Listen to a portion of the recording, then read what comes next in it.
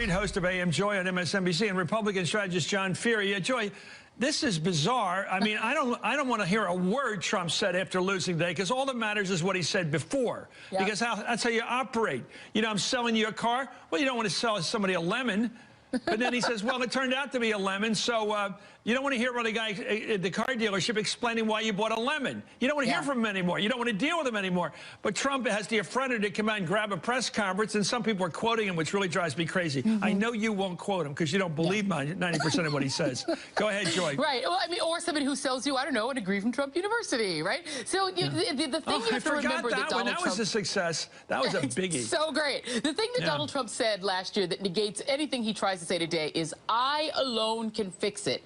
In that statement, he acknowledged that he knows that Washington is broken, the processes are broken, and he said, I alone can fix it. But what I think is stunning, Chris, about today is that it turns out that the Republican Party learned absolutely nothing from the election of Donald Trump, including Donald Trump. Donald Trump's won in the Rust Belt in those states, saying he was going to repeal and replace Obamacare, because at the time we thought he understood that his voters hated the Obama, but they liked the care. They didn't see him as a guy who was going to come and cancel their Medicaid. They thought he was Daddy Warbucks. They thought that he was going to just cancel undocumented people's Medicaid that they don't get. They just assumed that he was going to get all the brown people to stop, quote, taking what's theirs, but that they were going to keep their stuff. They never thought he was running to be Paul Ryan. Donald Trump decided to make common cause and marry the establishment that he just got through beating. He decides to get into bed with Ryan, who's got this generational, lifelong dream of ending the social safety net. Donald Trump didn't run on that. He ran on, I alone can fix it. I think you're right. Let me go to John on this. John, you know the House caucus, the Republican caucus. First of all, how come they voted 60 times to repeal Obamacare? Just get rid of it, and they couldn't do it today. Keep simple. Why didn't they repeal it? To make Joy's point, they were afraid to repeal a vote. It was easy to repeal it when it wasn't going to go anywhere. It's not harder. They never said it at the time. Listen, they took credit for voting to repeal 60 times. Why couldn't they do it today? Just to talk about... No, why couldn't they do it today? Well, because they didn't have the votes. And why didn't they? And you know what? This is actually okay for the Republicans. Oh, you know, it's okay. Let me tell you. Sometimes you win by losing. Oh, and the fact of the matter is you have learned the Trump lingo. Listen, you have learned it. This bill had a popularity rating of 17%. If the Republicans had won today, would you have said they won? I would have said they won, of course. Okay. Well, they win either way. Heads I win, tails you lose. No, listen, you bet on red, you got blue. The fact is that I see the silver lining. And the silver lining in this is that now the bill was going to pass the House, was going to go to the Senate. The Senate was never going to be able to pick it up and pass it. And so now what we can do is we can focus on the other parts of the agenda. The other parts of the agenda are important. Tax cuts. What is the next item on the agenda? Tax cuts, infrastructure. No. Paul Ryan said today the first item on the issue is border. Well, the first thing on the item on the agenda is, well, it's the wall that's going to be part of the omnibus spending package, which is coming up. That's true. It's not going to be a lot of money, but it's going to be some money, about $2 or $3 billion. And the fact is, are you trying to get Sean Spicer's job? Are you pushing for John? Are you trying to get Sean's job? I love Sean. I don't want his job. I will say this: that they lost. You know what the word loser means? How come you guys just don't say loser? Because Trump says it all the time. We lost, but we also won, because now we have the rest of the agenda we can focus on. This bill had the approval rating of 17%. So it was going to be very unpopular, a very heavy lift. Okay. And now they can go back. Joy, we're coming to you from Baghdad. That was Baghdad Bob. Baghdad Bob, too. Let's go to a couple thoughts. I want to split this a little bit.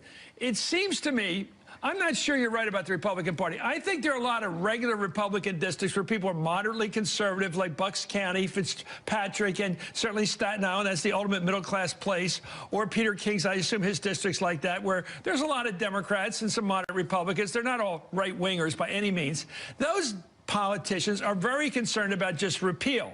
But then you have people I don't think you account for, because I don't think you know many of them, red-hot Utah Republicans who have arch conservative constituencies who really believe in cowboy, I can handle this myself, I don't need the federal government. A lot of them at least talk like that. You don't think they exist, the people that just say, I don't believe in government, I don't want a Republican entitlement with tax credits to replace a Democratic entitlement program. I want people to deal with the market. That's what some of them, I think, do believe. every time I've ever met Louis somebody Gohmert? who talks, every time I've ever met in the entire time that I've been interested in politics, somebody who talks like that, they turn out to be on VA benefits and Medicare. Like, they're always on something federal, and they're taking it. They just think other people are gaming the system and shouldn't get it. But, Chris, I cannot, I mean, can we really let John move on and say other parts of our agenda?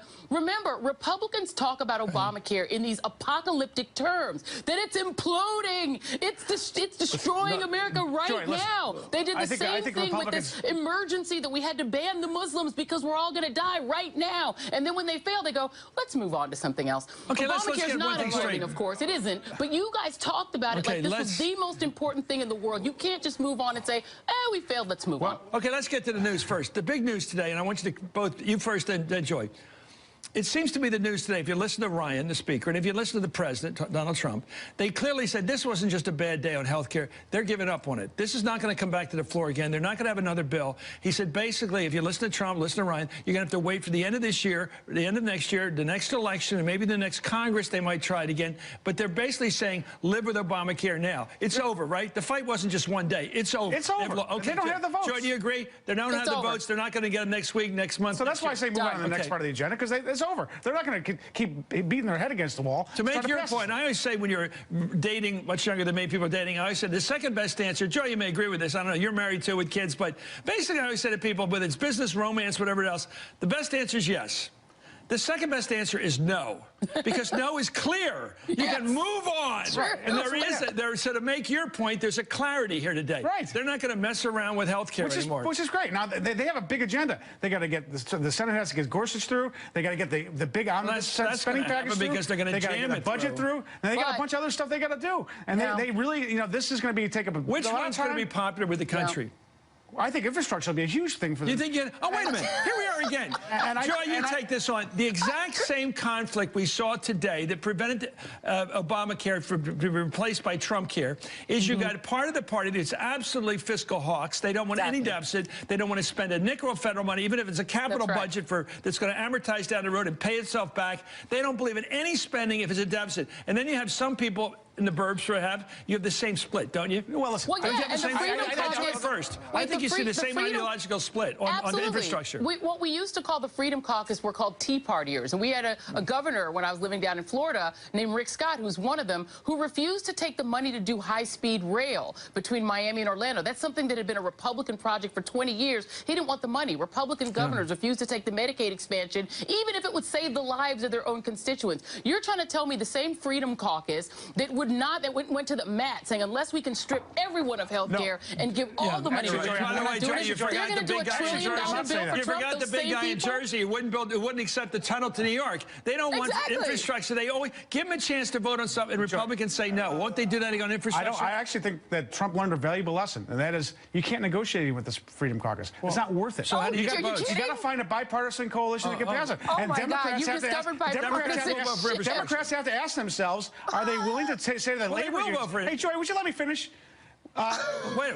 I was the one interrupting you, but go ahead. The fact is that Democrats are going to want to vote for this, and I think if we can find a coalition of the willing to get something big done on tax, I like the labor unions. And I think labor unions will support it. Okay, Joe, he interrupted you, so back to you.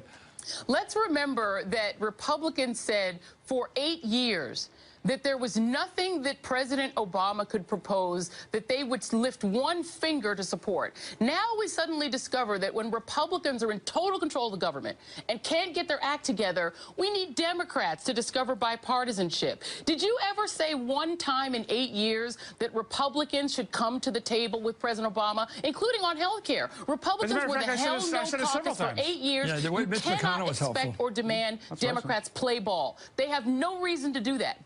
Zero incentive to play ball. Why should they? It's called for the good of the country. And if you want to work for the good of the country, or if you want to just play politics. The ideal, I'm for the ideal too, but the ideal was not present for 8 years. And let me tell you something. I do believe you get a better bill if you get some people from the other side. And I think bipartisan. It was true with Medicare and another bill. But nobody was there. Look, I went through this. Joy, you know this too.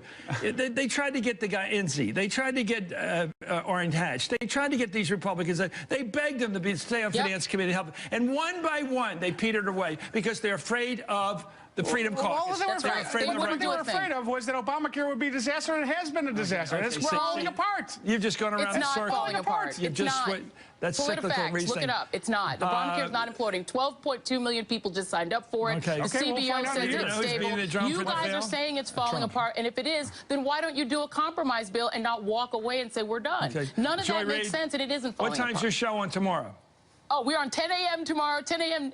Eastern time, right here on MSNBC. So go to It's a bed with this station on, and you'll be able to get you in the morning. By the way, that's a good time to get up on Friday morning. Read the paper, watch you. Anyway, thank you, Joy Reid. You're the best. Thank you, John Feary. Thanks. Having a good time tonight. I never knew that losing was so pleasant. Coming up, President